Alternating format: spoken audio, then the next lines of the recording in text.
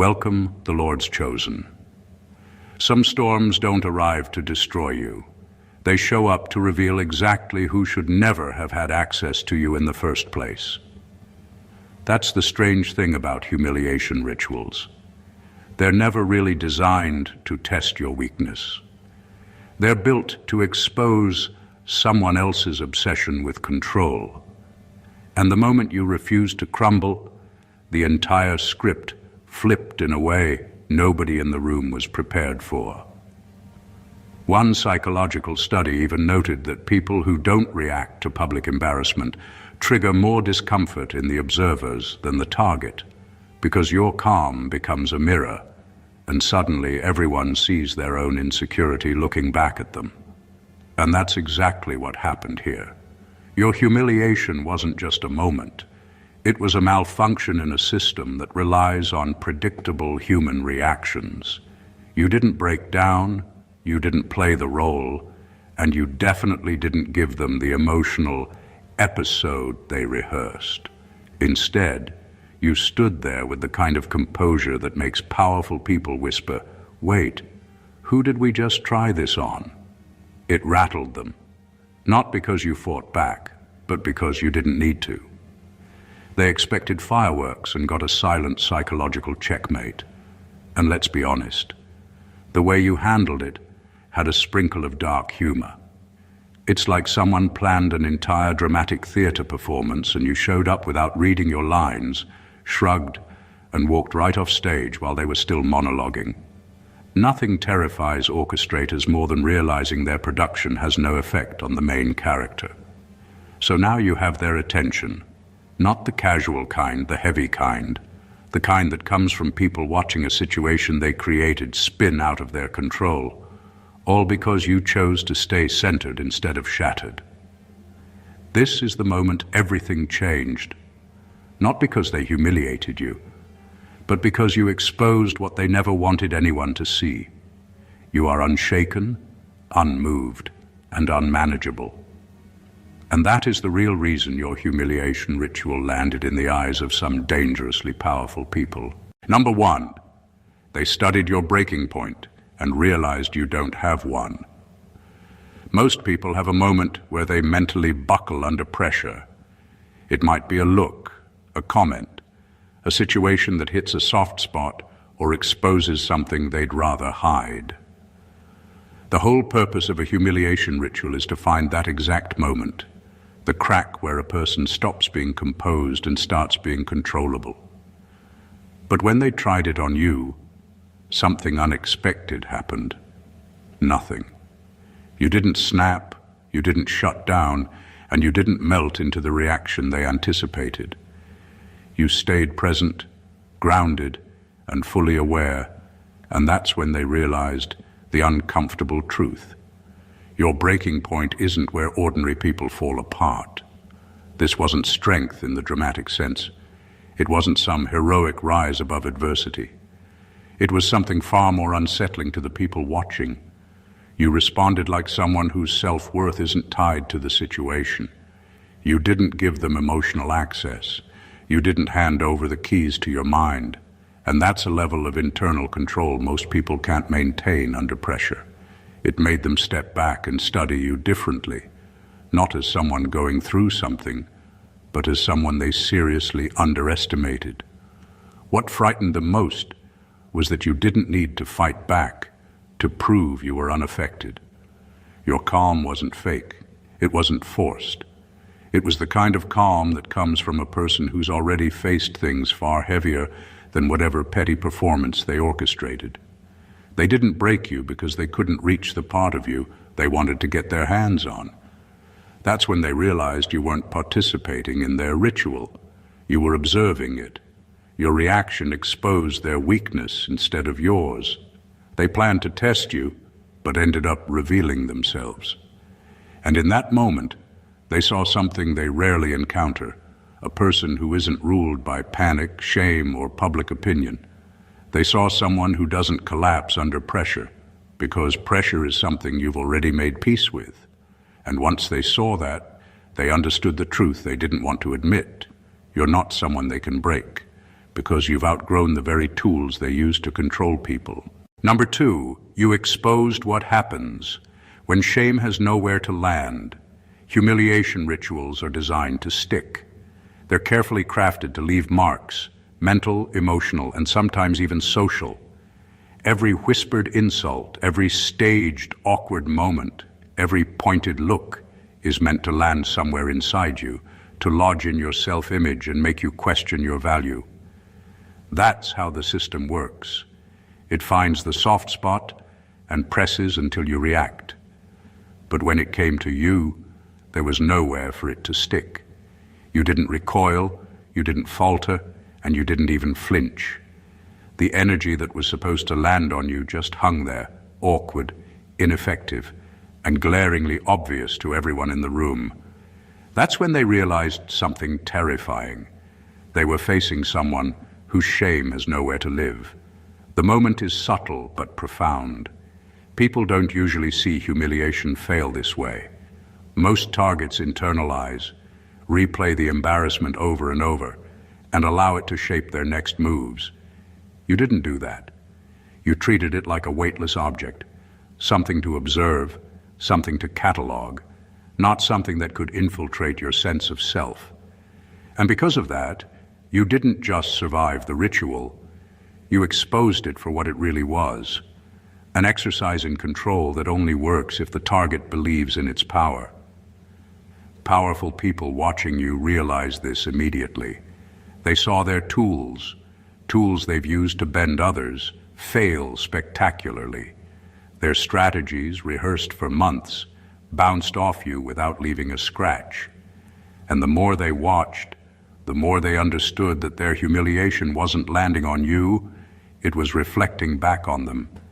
It showed their obsession with control, their fear of unpredictability, and their assumption that everyone has a breaking point. You didn't. You became the mirror they didn't want to see, and that is far more unnerving than someone crumbling. When shame has nowhere to land, it loses its power completely. It doesn't vanish, it backfires. And watching it backfire on the people who thought they were untouchable is exactly what made your presence in that moment unforgettable, dangerous, and deeply unsettling to those who thought they had the upper hand. Number 3, you demonstrated that fear is reversible, but self-respect isn't. Most people think fear is the ultimate weapon. They believe if they can make someone afraid, they can control them. Humiliation rituals thrive on that assumption. They expect panic, embarrassment, hesitation, or desperate attempts to please. They expect a temporary collapse that signals submission. But when they targeted you, something extraordinary happened. They saw fear appear and then vanish, like a wave that rises and recedes, leaving the shore intact. You showed them that fear is temporary. It can exist, it can even sting, but it doesn't define you. It doesn't dictate your choices, your posture, or your dignity. That realization alone makes people in power nervous, because they aren't used to seeing someone who experiences fear without being chained by it. Even more threatening to them was your self-respect. Fear can be fleeting, but the quiet, unshakable conviction you carried, the sense that you owe yourself nothing less than integrity and nothing more than honesty, remained untouched. That's the part that terrified them. Most people bend, cringe, or apologize in ways that chip away at their self-worth, even subconsciously.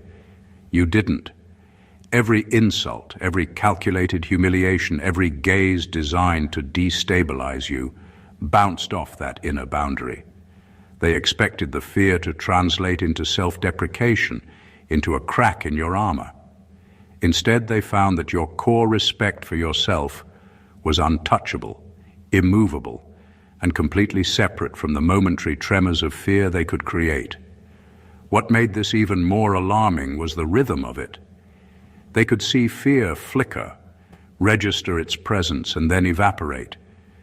But the foundation beneath it, the part of you that won't compromise who you are, remained solid.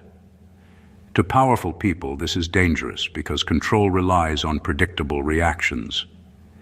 When someone fears something, it can be measured, manipulated, and exploited.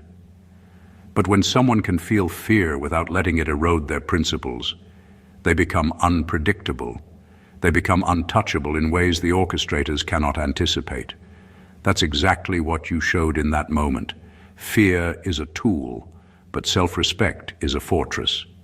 And once they saw that, they knew they were facing someone who couldn't be owned, manipulated, or intimidated. Number 4, your reaction revealed who the real audience was. Humiliation rituals are designed with a simple assumption. The target will care more about themselves than anyone else in the room. The orchestrators expect you to panic, to blush, to stammer, and to reveal cracks they can exploit.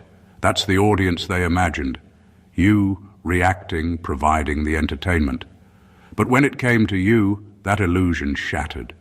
You didn't center your energy on their expectations. You didn't perform for them. You shifted your focus elsewhere, and in doing so, you revealed the real audience, the people behind the performance, the ones who wanted to see you fail, but were themselves under scrutiny by their peers. That subtle inversion of attention is something few can pull off, and it's deeply unsettling to those who thrive on manipulation.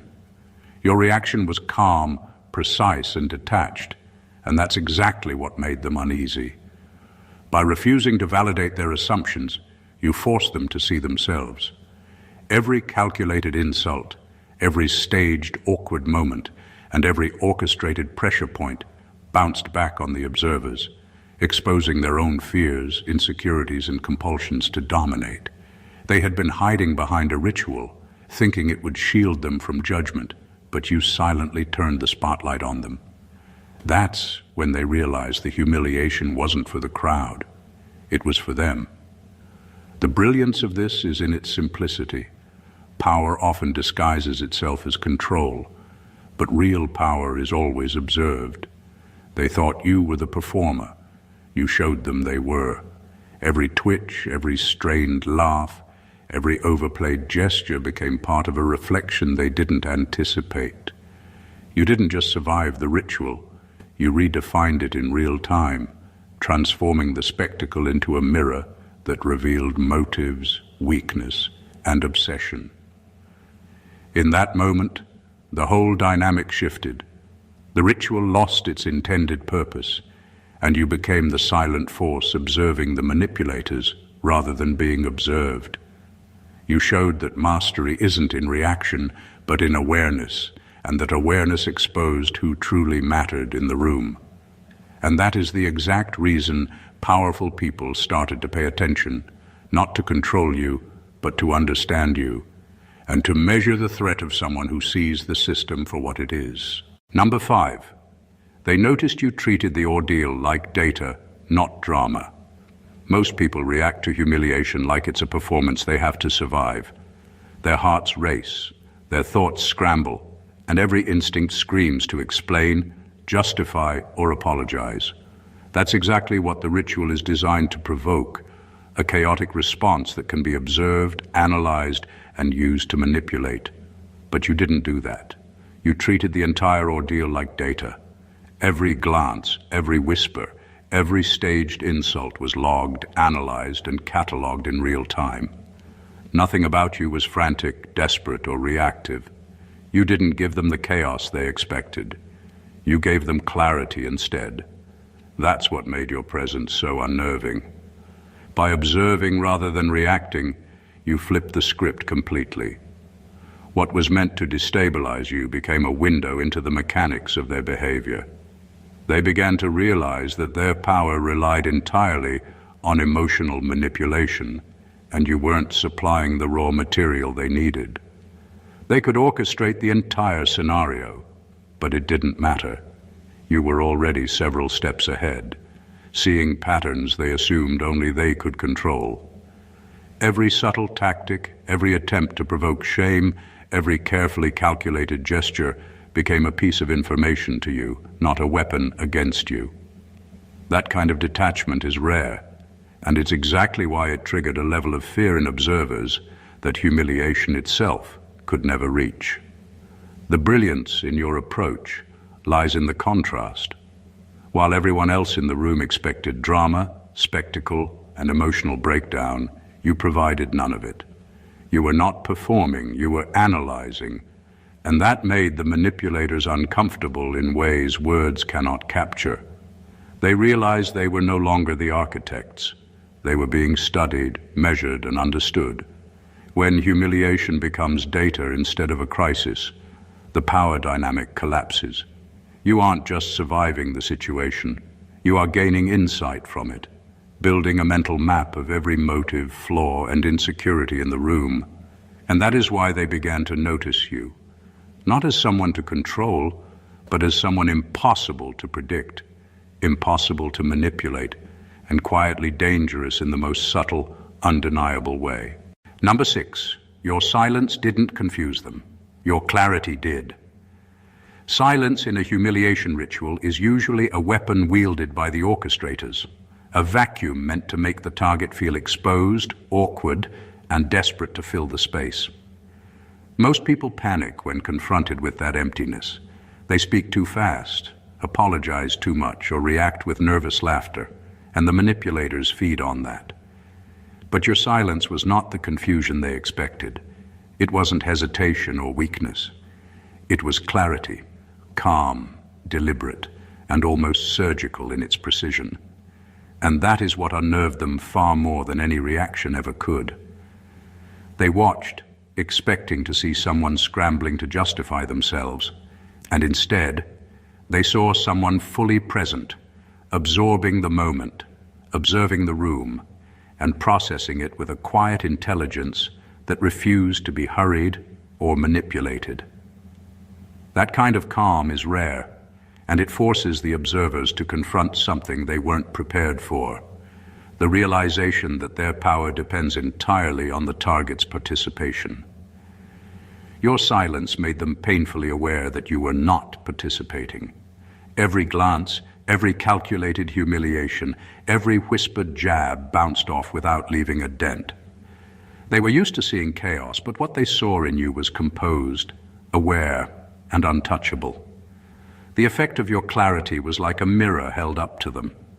While they expected to provoke and control, you revealed the predictability of their methods. They began to squirm, not because you had reacted, but because your stillness highlighted the absurdity and futility of their actions. It forced them to confront their own insecurities, their own need for control, and their own obsession with dominance. Clarity in the face of manipulation is disarming. It is quiet but terrifying, because it cannot be bargained with, it cannot be startled, and it cannot be owned. Your silence was not a void. It was a signal that the target they thought they were controlling had no cracks to exploit, no panic to harvest, and no vulnerability to feed upon. That is why, in that moment, your clarity became more powerful than any reaction, leaving them unsettled, exposed, and painfully aware that they had underestimated exactly who they were dealing with. Number 7, you refused the role. They assigned you, and that's forbidden. Humiliation rituals are built on predictability. Every gesture, every insult, every orchestrated moment is designed to push you into a role they've already written. The ashamed, the apologetic, the panicked, the submissive. That role is the currency of control. When you step into it, you validate the ritual, you confirm their power, and you allow yourself to be owned, even if only temporarily. But you refused. You didn't play the part. You didn't stumble through the lines they had rehearsed for you. You didn't act embarrassed or weak. That refusal is what makes their power structures shiver, because it's a rebellion they didn't anticipate. It's forbidden because it exposes the entire system as a construct, not a law. When they realized you weren't complying, there was a subtle panic in the room. The ritual relies on the target's submission, and submission didn't arrive. They expected you to be the main character in their narrative, but instead you became an observer, an analyst, someone whose presence reframed the entire performance. Every insult they threw, every awkwardly staged moment, bounced back, highlighting their desperation rather than your weakness. You were no longer participating.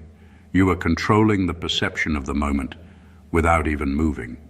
That's dangerous to anyone who wants predictable outcomes because it removes the certainty that makes them feel safe. Your refusal didn't have to be loud or aggressive. It wasn't about defiance for the sake of defiance. It was quiet, methodical, and unshakable. That made it worse for them. The people orchestrating the ritual rely on control, but you showed them control is only as strong as the compliance it receives. No compliance, no control. They were forced to see that their powerful act only worked if you agreed to play their part, and you didn't. By refusing the role, you exposed the ritual itself as a fiction. You revealed their insecurities, their obsession with dominance, and their reliance on predictable human behavior. That is what makes your response not just impressive, but profoundly unsettling. You didn't just survive the humiliation, you invalidated it entirely, showing that real authority doesn't come from forcing someone into a role, it comes from refusing to be cast at all. Number 8, you didn't seek revenge, you went after understanding. Most people react to humiliation with an immediate urge to strike back, to make the instigator feel the same discomfort, to reclaim some sense of control through retaliation. That's the default response, and it's predictable. It's messy, emotional, and exactly what the orchestrators expect. But you didn't react that way. You didn't lash out or plot revenge. Instead, you approached the situation with curiosity, observation, and understanding. You analyzed why the ritual existed, why it was aimed at you, and what it revealed about the people behind it. That approach isn't just rare, it's unsettling. People who rely on manipulation expect predictable responses, but your calm, strategic focus threw them entirely off balance. By seeking understanding instead of revenge, you elevated yourself above the chaos. While they were busy orchestrating, watching, and hoping for a collapse, you were quietly dissecting motives, patterns, and weaknesses. Every insult, every awkward setup, every calculated jab became data. You didn't give them the satisfaction of a fight, the entertainment of a reaction, or the confirmation that their actions mattered. Instead, you turned the experience into insight, turning their energy against itself without even lifting a finger. That kind of mental maneuvering terrifies manipulators because it's invisible, almost untouchable. They can't measure it or contain it, and it leaves them exposed in a way that brute reaction never could. Your approach also demonstrated a deeper power, restraint. Power isn't always loud or aggressive. Sometimes it's the ability to sit in the storm without flinching, to see every detail, and to process it with a mind that remains entirely your own. By choosing understanding over revenge, you removed yourself from their narrative, refused to be a pawn, and reclaimed agency in a space designed to strip it away. In the eyes of those orchestrating the ritual, this shift is dangerous. They can manipulate anger, shame, or fear, but insight, observation, and detachment are untouchable. You became the kind of person whose mind cannot be cornered, whose reactions cannot be predicted, and whose power grows silently as others flail in desperation. By choosing understanding, you didn't just survive. You became the quiet architect of control in a room built for chaos. Number 9, they saw you turn disgrace into leverage. Humiliation is meant to strip someone of value, to make them feel small, weak, and exposed. It's supposed to leave marks on reputation, ego, and confidence. Most people absorb that energy, letting it erode their presence and decision-making. But you didn't. You didn't just withstand the disgrace. You transformed it into leverage. Every insult, every staged awkwardness, every attempt to shame you became a tool for observation and insight. Instead of crumbling, you gathered information. Instead of faltering, You sharpened your awareness. That shift isn't just impressive. It's threatening to anyone who relies on manipulation because it takes their energy and turns it against them. What made this especially potent was how subtle it was. You didn't announce that you were benefiting from the moment. You didn't gloat or react aggressively. You simply allowed the humiliation to flow through you and, in doing so, revealed a fundamental truth. Leverage isn't about force, it's about control over perception. While they intended to weaken you, they ended up giving you a window into their motives, insecurities, and methods. Every move they made, every orchestrated awkward glance, and every pointed word became a map of their weaknesses. You weren't diminished by the experience, you were elevated by it. That transformation is what made them uncomfortable. They expected you to shrink, to apologize, to internalize the shame. Instead, you turned it into clarity, turning the ritual into a study in their own behavior. You became not just untouchable, but influential in ways they hadn't intended. Every moment they thought they were asserting power, they were feeding your understanding, giving you leverage over future encounters. Turning disgrace into leverage requires more than composure. It requires awareness, strategy, and an unshakable sense of self. You didn't just survive the ritual, you rewrote it. You demonstrated that humiliation only has power if you grant it any. By refusing to be diminished and instead converting the entire experience into insight and strength, you became the kind of person who thrives in chaos, leaving those who tried to control you scrambling to comprehend how their weapon became your advantage. Number 10, you made their ritual look amateur. Humiliation rituals are meticulously planned performances. Every gesture, every word, every staged reaction is designed to create the illusion of control, to make the target appear small and powerless. The organizers practice it like a script, expecting precise responses. But when it came to you, all of that planning unraveled in real time. What they thought would be a sophisticated exercise in dominance ended up looking sloppy, desperate, and almost laughable. You didn't give them the drama they needed, and suddenly their carefully constructed spectacle revealed its fragility. The shock of it wasn't just in your reaction, or lack thereof. It was in the contrast. They expected a performance from you, and what they got instead was presence, awareness, and calm.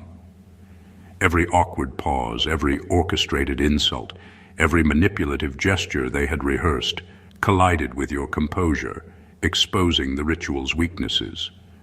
What was meant to humiliate became a reflection of their own flaws. Their timing faltered, their threats lost weight, and their control slipped. To anyone observing, it looked like they were struggling to keep a performance together while the supposed target remained untouchable.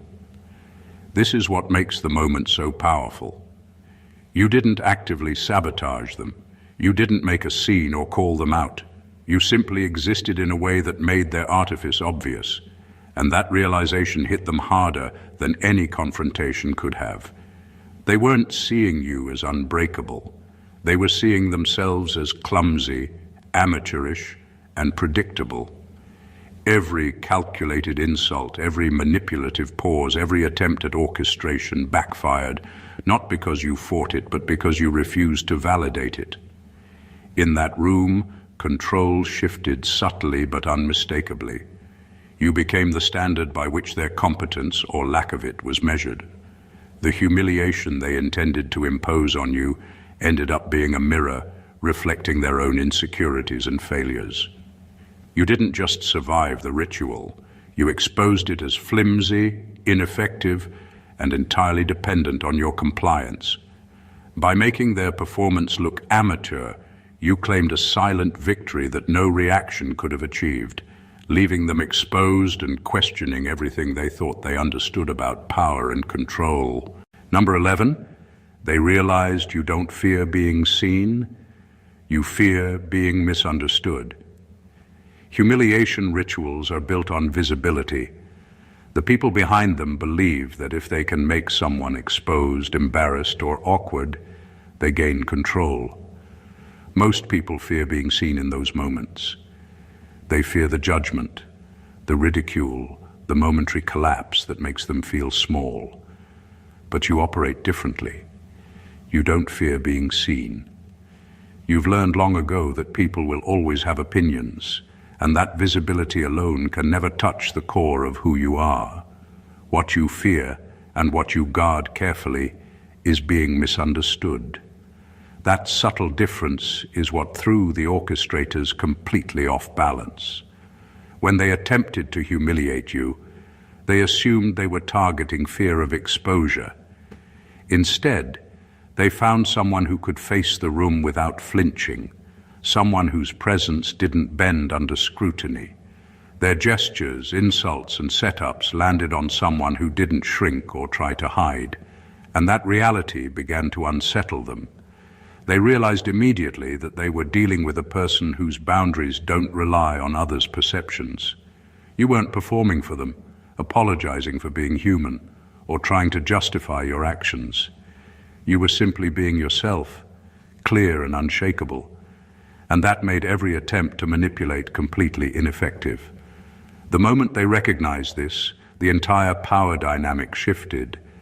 They had assumed that fear could be used as a lever, that public exposure would create leverage over you, and that humiliation would force compliance. But you showed them that fear is meaningless if it isn't paired with misunderstanding. You allowed yourself to be seen without granting them the power to define you. And because of that, the ritual stopped working the way it was supposed to. This realization is dangerous to manipulators because it removes their predictive power. They cannot exploit someone who doesn't bend to being observed. They can only exploit someone who fears misinterpretation. You made that distinction in the quietest, most unshakable way, turning a situation meant to control you into a demonstration of autonomy. You didn't just survive being watched. You rewrote what it means to be observed, showing that your value is determined by you, not by anyone else's judgment. Number 12, you broke the hidden rule. You stayed present. Humiliation rituals rely on distraction. They count on the target fleeing mentally, retreating into panic, shame, or self-doubt. The orchestrators expect your mind to scatter, your focus to fracture, and your energy to escape the room while your body stays. That's the hidden rule everyone follows. You are supposed to be anywhere but fully here. But you broke it. You stayed present. You didn't hide, you didn't dissociate, and you didn't let your thoughts spiral into imagined judgments or future regrets. You owned the moment with every ounce of awareness, and that simple act shattered the entire system they had set up. Being fully present in a moment designed to humiliate requires a different kind of strength.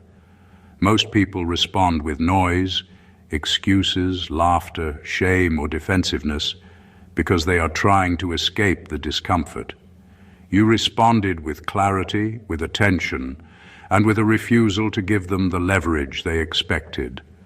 Every staged insult, every awkward gesture, every attempt to provoke anxiety landed on someone whose mind wasn't elsewhere. That's unsettling to people who rely on manipulation because it removes the only variable they think they control, the target's focus. They had assumed they could push, prod, and pressure you into submission, but you didn't leave the room mentally.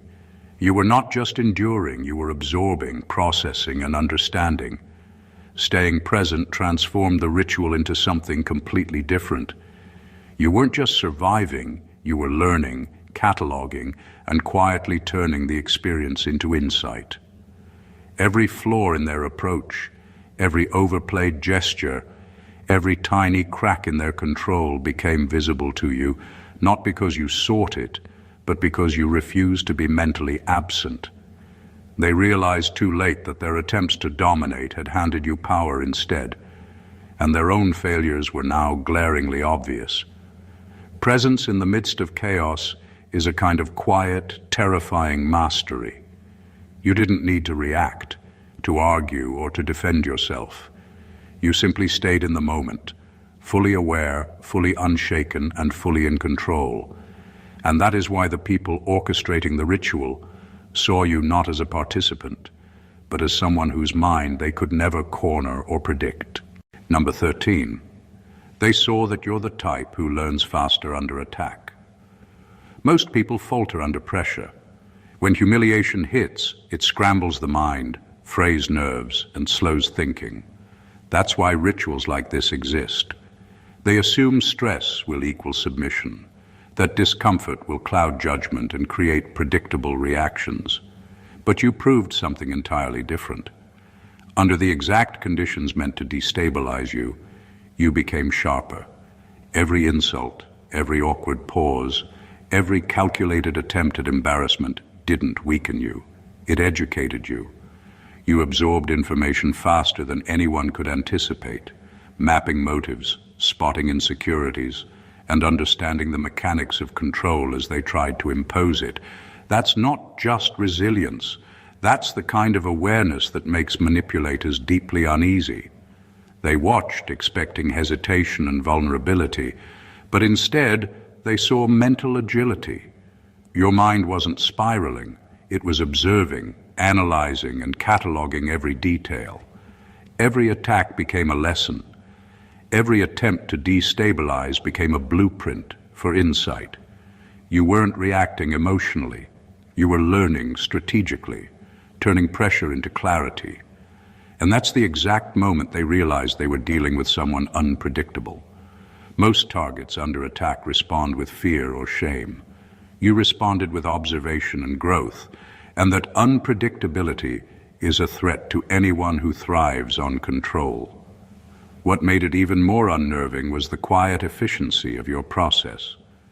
You didn't need to show off your awareness. You didn't need to lecture or point out their flaws. You simply absorbed everything, and your calm, composed presence highlighted their failures without a word. They began to understand that while they were performing, you were learning, and learning faster than they were even aware. Being able to learn under attack is dangerous, because it transforms moments of weakness into opportunities for advantage. You turned their ritual into your classroom, their attempts to harm into your insight, and their energy into knowledge. And that is why they started to pay attention, not just to what you were doing, but to what you were quietly building. A mind that grows stronger under pressure, a presence that can't be anticipated, and a person who cannot be controlled. Number 14. They finally understood. You're not afraid of losing what they can take. Humiliation rituals are designed to exploit fear, the fear of losing reputation, comfort, approval, or social standing. They thrive on the assumption that these losses are unbearable, that they are the levers through which someone can be controlled. Most people collapse because they tie their value to what others can influence or take away. But you operate differently. You made it clear that the things they could threaten were meaningless to you. They couldn't intimidate you with shame, manipulate you with embarrassment, or corner you with social pressure, because your worth doesn't depend on what anyone can take.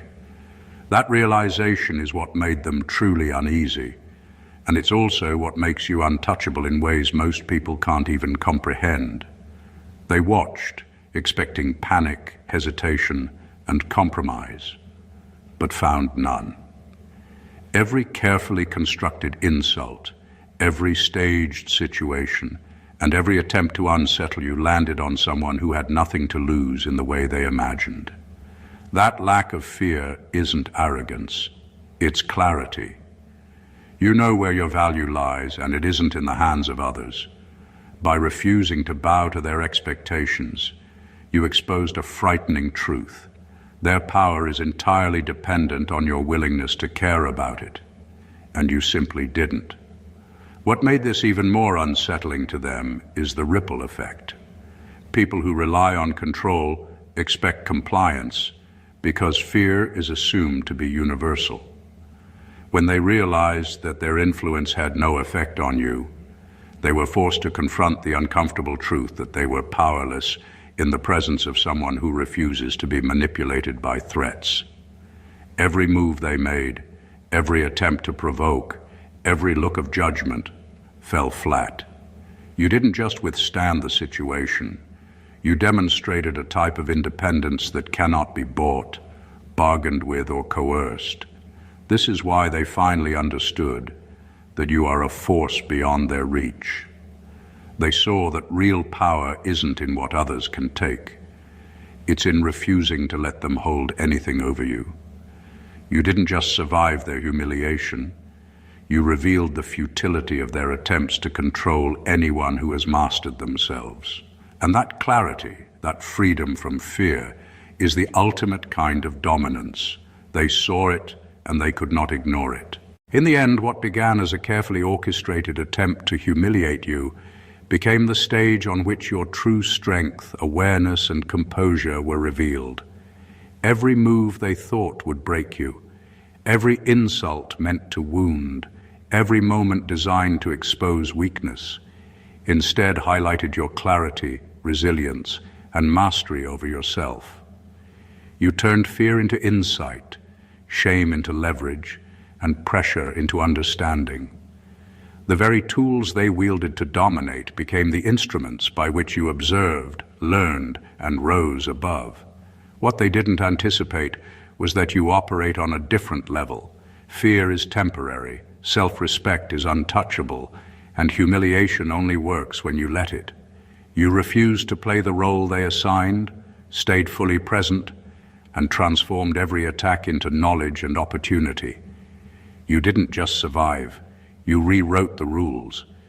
You exposed the fragility behind their orchestrated power, revealed their reliance on predictability, and showed that true strength lies in refusing to be owned by anyone's script. This is not just survival. It's dominance without aggression, clarity without chaos, and power that cannot be measured or contained.